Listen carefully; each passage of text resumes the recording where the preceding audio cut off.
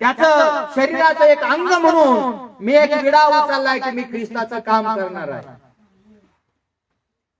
तसं तुम्ही आम्ही प्रत्येक जगातील मनुष्य ख्रिस्ताला जॉईन झालेला आहे. ख्रिस्ताचे राज्यामध्ये, ख्रिस्ताच्या घरामध्ये, ख्रिस्ताच्या कुटुंबामध्ये तुम्ही आम्ही सगळेजण राहत आहोत. तर तुम्हाला आणि मला सगळ्यांना मिळून देवाचं राज्य वाढवायचं आहे. मला सगळेजण आमेन. आम्हाला कोणाचं राज्य वाढवायचं आहे? देवाचं राज्य आम्हाला वाढवायचं आहे.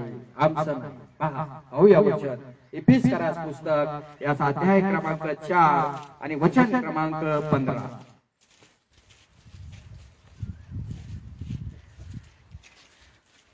इफिसियन्स पुस्तक 4 अध्याय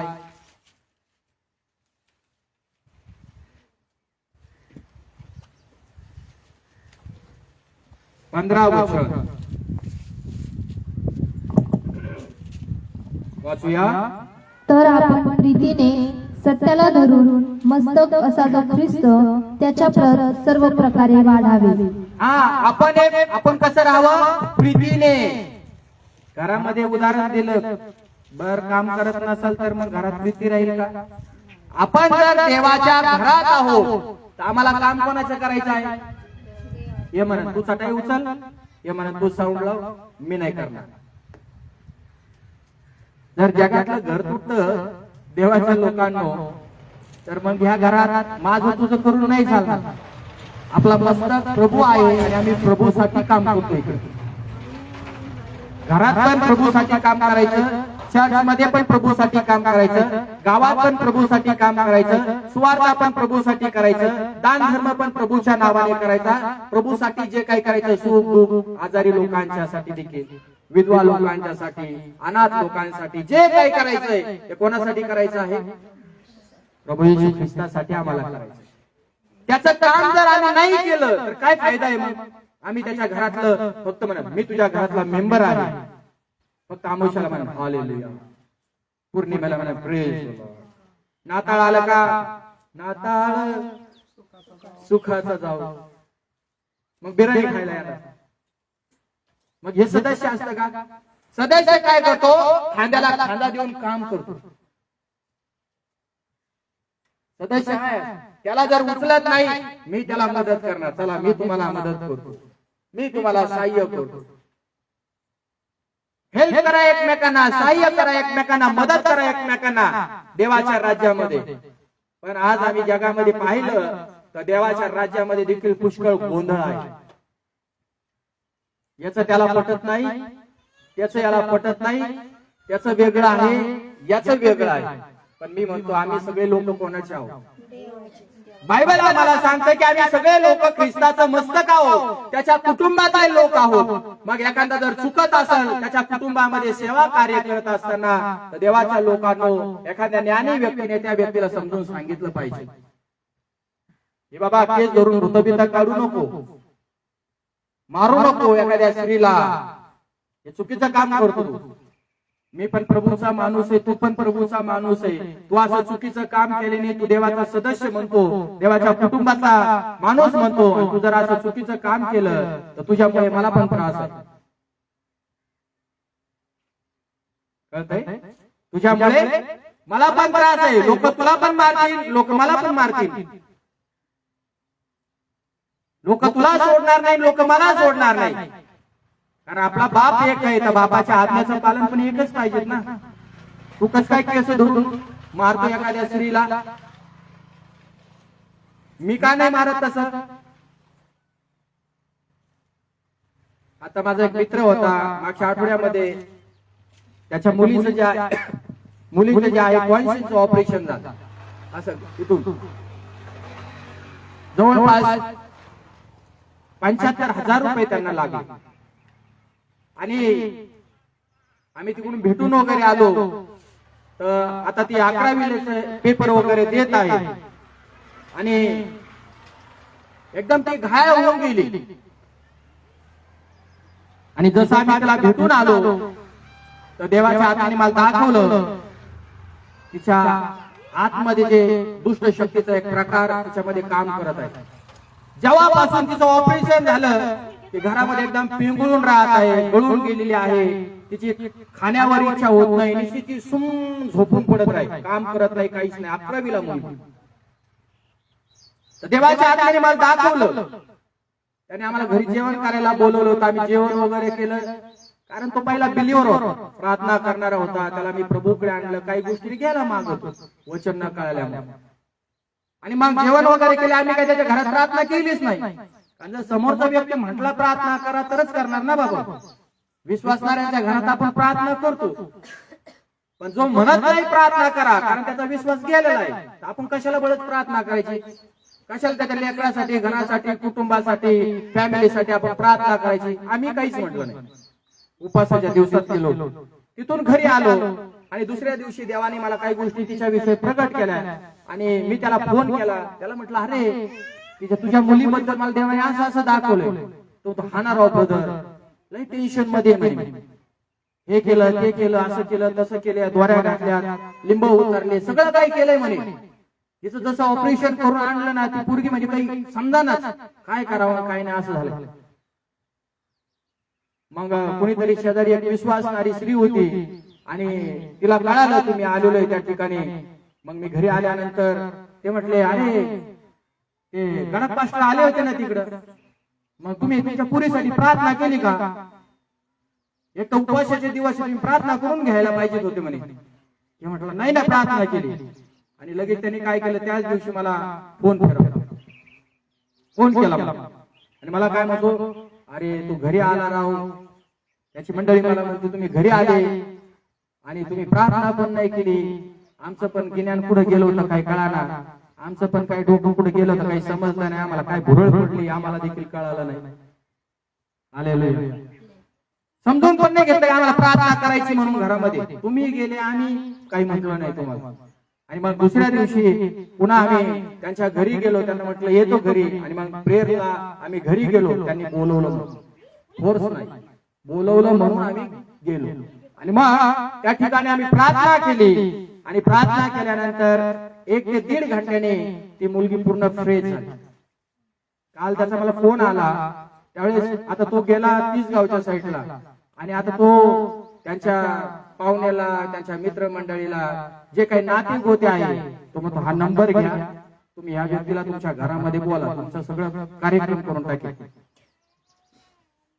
तुमच्या जीवनात असणारा सैतान, राक्षस, जे काही प्रॉब्लेम आहे, अडचणी आहे, दुःख आहे, प्रॉब्लेम, समस्या आहे, या व्यक्तीला तुम्ही फोन करा, त्या व्यक्तीला बोलून घ्या.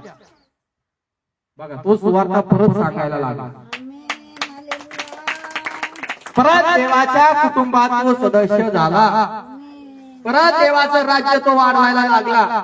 निमित्त काही असू द्या, लक्षात ठेवा. त्याची मुलगी बरी झाली 11 वर्षाची, 11वीला असताना. तर मग बघा, आता जगात कितीतरी लोकांना जाऊन माझ्याविषयी सांगायला लागला, परंतु मी कोणाविषयी सांगतो हे फार महत्वाचं. येशू मसीह की जाऊन जमीदार आमचा पिता आहे, एवढे सगळी जगात जी काही मंडळी दिसते किंवा लोक दिसतात, ते सगळे कोणाचे आहेत? ख्रिस्ताचे आहेत. आणि जे ख्रिस्ताकडे आले त्यांना धन्यवाद, परंतु जे ख्रिस्ताकडे अजून आले नाहीत, आज आमची जबाबदारी आहे की त्या लोकांना ख्रिस्ताच्या राज्यात तुम्हाला आणि मला घेऊन यायचं आहे. सत्य ते आहे, माणसाला नेहमी स्थिर करतं. काय करतं? स्थिर झालं पाहिजे. मुरमुऱ्यासारखे राहू नका, बलून सारखे, फुग्यासारखे राहू नका, स्थिर व्हा. काय लिहिलं इफिसियन्स पत्रामध्ये वाचूया.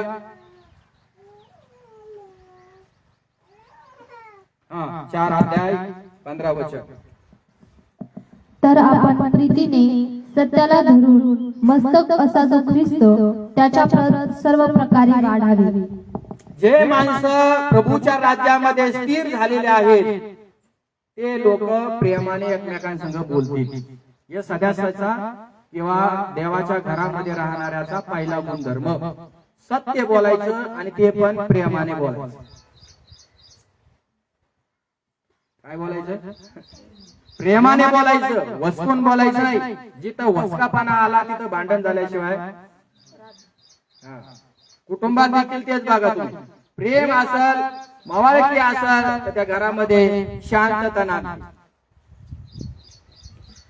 जिथे दया क्षमा शांती तिथेच म्हणा कोणाची वस्ती, पण जिथे देवाची वस्ती नाही तिथं काय आहे?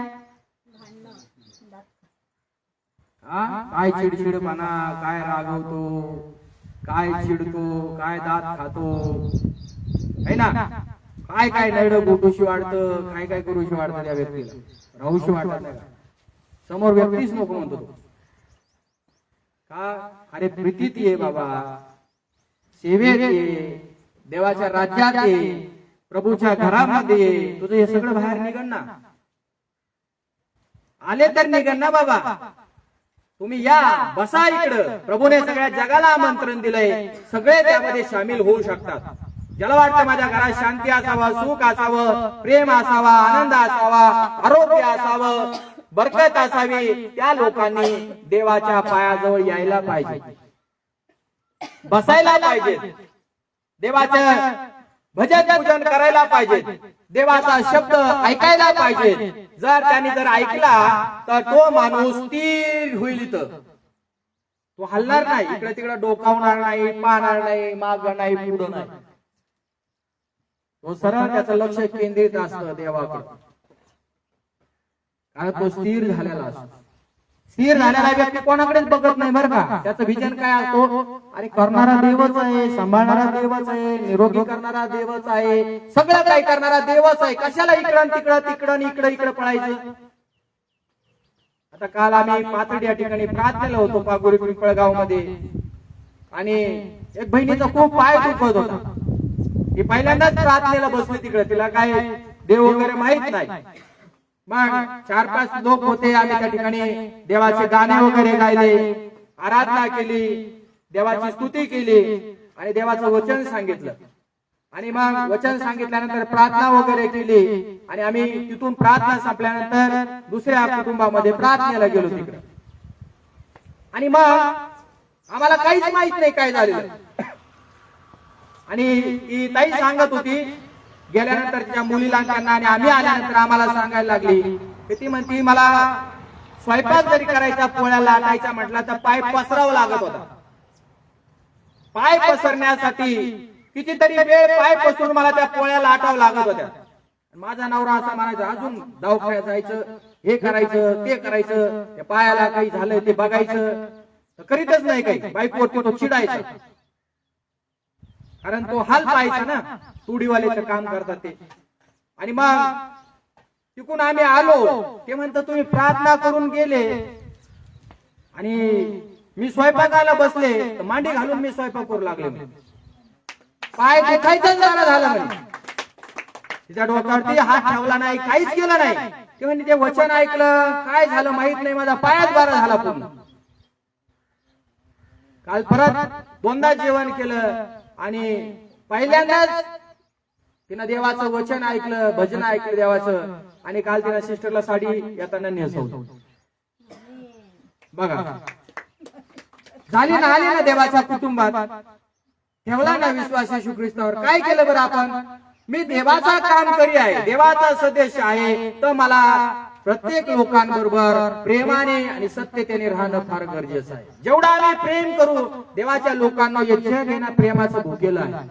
आणि खरं जर प्रेम जर कोणाकडे असेल ना, ते ख्रिस्ताकडे आहे. आणि ज्याच्यामध्ये ख्रिस्त आलेला आहे ना, तो व्यक्ती त्या माणसावरती जीवापाड प्रेम केल्याशिवाय राहणार नाही. आपलं नुकसान झालं तरी चालन, पण त्या व्यक्तीवरती प्रेम करणं तो व्यक्ती कधी सोडत नाही, कारण त्या व्यक्तीला देवासाठी जिंकायचं आहे. कितीतरी वर्ष माझा मित्र माग गेलेला, तो त्या पुरीच्या दुखण्यामुळे, तिला आरोग्य दिल्यामुळे तो परत देवाच्या कुटुंबामध्ये. येशू मसीह की. म्हणून आपण सगळेजण देवाच्या कुटुंबातले लोक आहोत. आम्ही कलह किंवा भांडण उत्पन्न करणारे लोक नाही,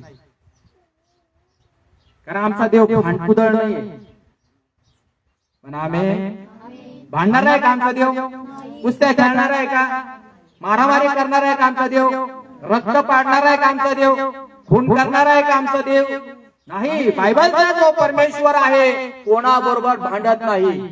जर बायबलचा परमेश्वर जर भांडत नाही, तो भांडत न करणारा देव जर तुमच्या माझ्यामध्ये आला तर आम्ही का भांडण करावं? आमेन.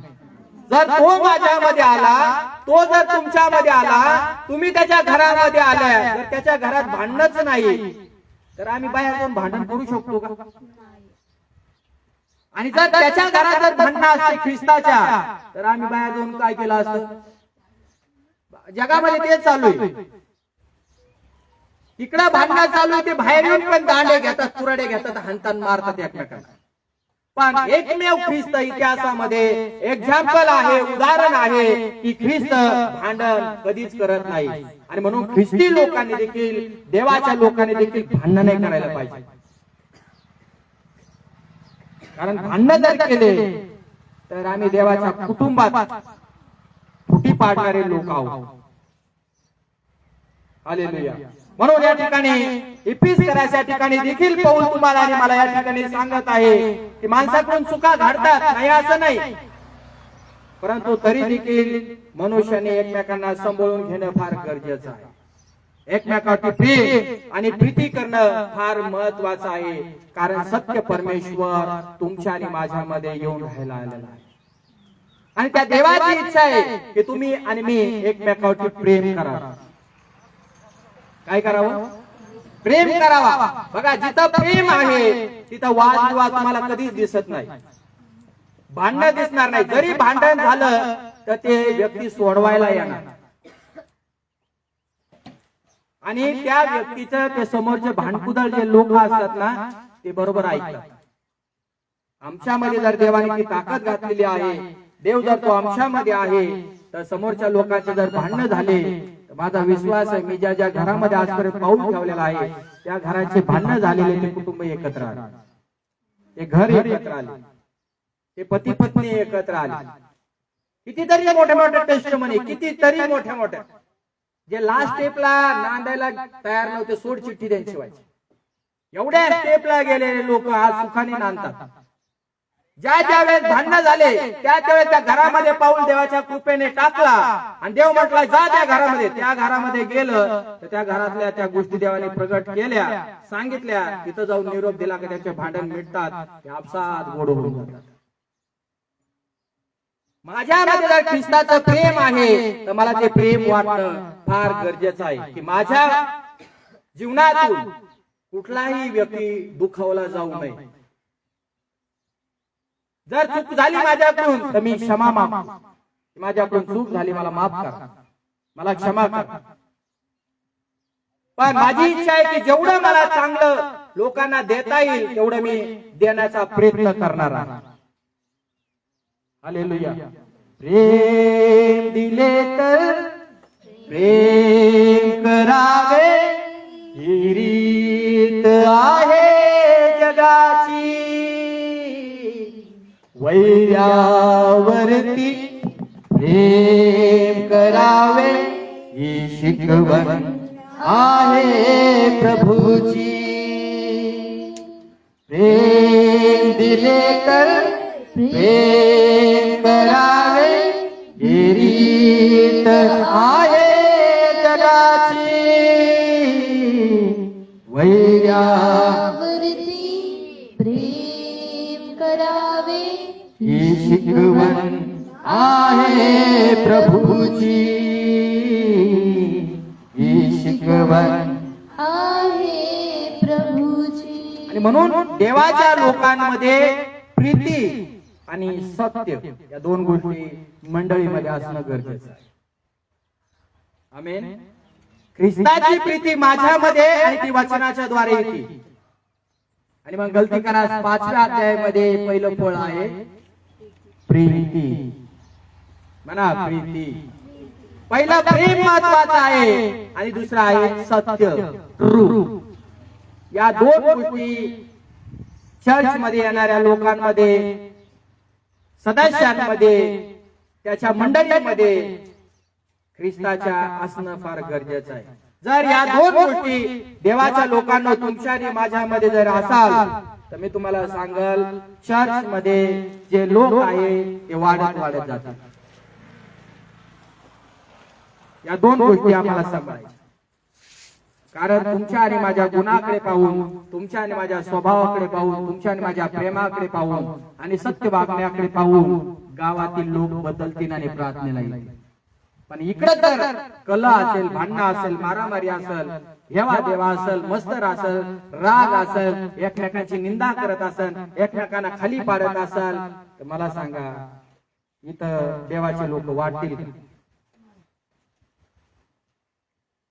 कुठं पण असू द्या देवाचे लोक वाढतील का? ज्या सदस्य, ज्या कुटुंबामध्ये भांडणं आहेत ते घर कधीच एकत्र नांदत नाही. एकाचं तोंड इकडं, एकाचं तिकडं, एकाचं तोंड इकडं, एकाचं तोंड तिकडं, चार दिशेला चार वाजता. पोरगा आला तर बापा येतो, बाप आला तर बायको त्या घरात निघून जाते, बायको आली तर सासू त्या घरात निघून जाते. म्हणून दोन गोष्टी देवाच्या लोकांनी लक्षात ठेवायचं की माझ्यामध्ये ख्रिस्ताचं प्रेम असणं गरजेचं आहे. जरी काही गोष्टी झाल्या तर प्रीतीने बोला, नका वस्तू थोडं रागाने बोला, पण डायरेक्ट वस्तू नका द्या.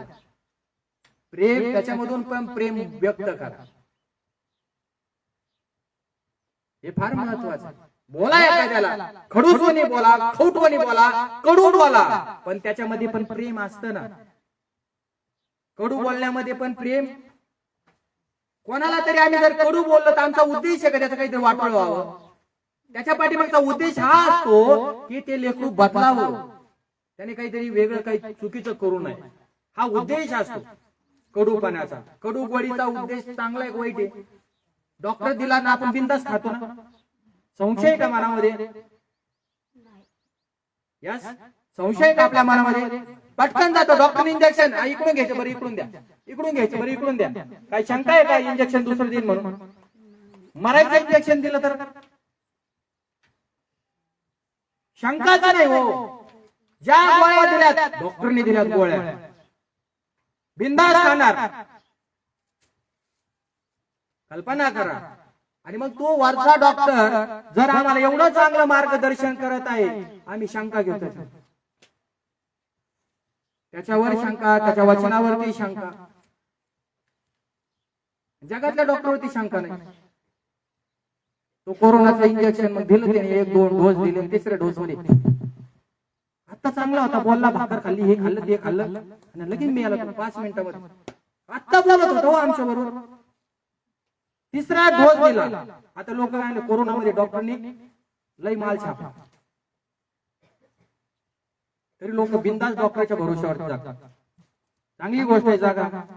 पण मग तो डॉक्टर कडू इंजेक्शन देतो, कडू गोळ्या देतो वचनाच्या, मग आपण का ते स्वीकारत नाही? कडू गोळ्या नको नको. अरे आरोग्य भेटलं तुम्हाला डॉक्टरची गोळी पण. आमची स्तुती आजारी पडली ना कधी इंजेक्शन गोळी वगैरे तिला माहित नाही. याला तवणला गोळ्या खायच्या ना, अर्धा तास अशी गोळ्याकडे पाहत बसणार. खाऊ का नको उलटी होईल, खाऊ का नको उलटी होईल. अर्धा तास दोघ जण असे करतात. दवाखान्याचं नावच नाही, जायचं तर विशेष नाही.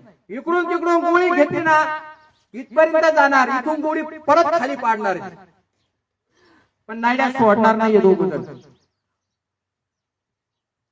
आणि मॅडम तर इथूनच नाही आता दिसत. डॉक्टर नाही, गोळ्या नाही, इंजेक्शन नाही, काहीच नाही. मग कडू गोळ्याने जर आम्हाला आरोग्य मिळतं डॉक्टरांच्या, तर मला सांगा कडू वचन वाचल्याने, कडू वचन ऐकल्याने मग काय होईल? सदस्यांनो काय होणार? देवाच्या मंदिरात येणाऱ्या लोकांना काय होणार परिणाम?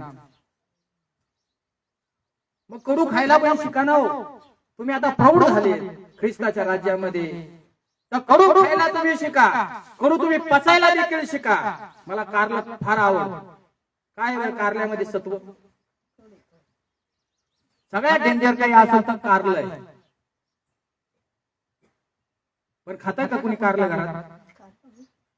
जे खातात ते बघा. पण काही लोक अजिबात कारले खात नाही. आम्ही अर्धा किलो कारले आणतो घरामध्ये खाण्यासाठी. का?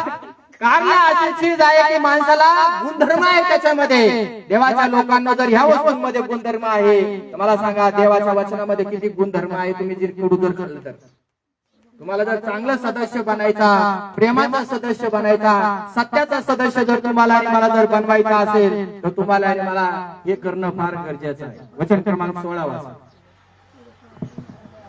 हालेलुया. त्याच्यापासून पुरवठा करणाऱ्या प्रत्येक सांध्याच्या योगे संबंध शरीराच्या जुळवणूक व जमाजम होत असते आणि प्रत्येक अंग आपापल्या परिमाणाने कार्य करत असतात. आपली रचना प्रीतीमध्ये होण्यासाठी शरीर आपली वृद्धी करून घेते. कोण वृद्धी करत? त्याच्यामध्ये काय असलं पाहिजे? लहान मुलगा आपल्या समोर आला, लहान मुलाला काय काय देतात तो? चला बोला पटापटा. ज्यांच्या घरामध्ये लेकरं आहेत त्यांनी बघा, ज्यांनी लेकरं अंगावरती खांद्यावरती खेळवले त्यांनी बघा. लेकरू जन्माला आल्यानंतर काय काय देतात? लगेच देतात का त्याला खायला? काही काय काय चारतात, कसं कसं चारतात, काय काय खाऊ घालतात, काय काय झालं पाहिजे तुमची इच्छा आहे तर त्या लेकराला काय करतात? दूध पाजलं जातात. बरोबर आहे की नाही? कशासाठी? बोला ना. दुधाचा गुणधर्म काय? बोला. 5 मिनिटं संपला आता. दुधाचा गुणधर्म काय? ताकद आहे ना. दूध कशासाठी पाजतात? हाडे, त्याच्यामध्ये सत्व, सगळ्या गोष्टी. एक उदाहरण ना डोळ्याच्या समोर काय काय घडत नाही. इच्छा काय आहे? आपला मुलगा, आपला लेकरू, आपला नातवंड एकदम असा धष्टपुष्ट बनावा, त्याच्या शरीरात ताकद असावी, टमटमीत दिसावा, गुटगुटीत दिसावा, एकदम भारी दिसावा. आहे का नाही? पाहिल्याबरोबर कधी आजारी पडू नये म्हणून आपण हे खाऊ घाल, ते खाऊ घाल, ते खाऊ घाल, टायमा टायमाला वेळेवरती घालतो. पण असं घालतो का नाही? पिना काय काय आयाकडे पाहिलं होतं आम्ही. त्या आया अशा बळजबरीने त्यांना खाऊ घालतात. पिना मारून खाऊ घालतात. मारून नाही खाऊ घालायचं. हालेलुया. प्रीती महत्वाची आहे. आयांनो, आपल्या लेकरांना कसं घाला? प्रेमाने जवळ घ्या, त्याला मांडीवर जवळ घ्या. एक प्रकारे मी म्हणतो आईकडे लेकरू राहत नाही. आम्ही ज्या ज्या घरामध्ये गेले ना ते लेकर पाहिलं का आमच्या मांडीवर येऊन बसतात, आमच्याच ताटामध्ये खायला लागतात. ओळख ना पाळत ना. पहिल्याच वेळेस गेले तरी ते लेकर मांडीवर येऊन बसतात, आमच्या संघ खातात, आमच्या संघ बोलतात, आम्हाला पप्पी देतात, आम्हाला सोडत निघलं का आमच्या मागे लागतात लगेच. काय याच्यामध्ये हाणून मारून त्यांना खाऊ घालू नका. त्याला जर धष्टपुष्ट चांगलं बनवायचं असेल ना तर आपल्याला त्याला प्रीतीने खाऊ घालायचं. बाळा, दादा, पप्प्या, मम्म्या असं काहीतरी बोलायचं, प्रभूचं गाणं गायचं, बरोबर काहीतरी वाजवायचं, गाणं गात गात गात त्याला खाऊ घालायचं. का? त्याला पचन पण झालं पाहिजे ना ते.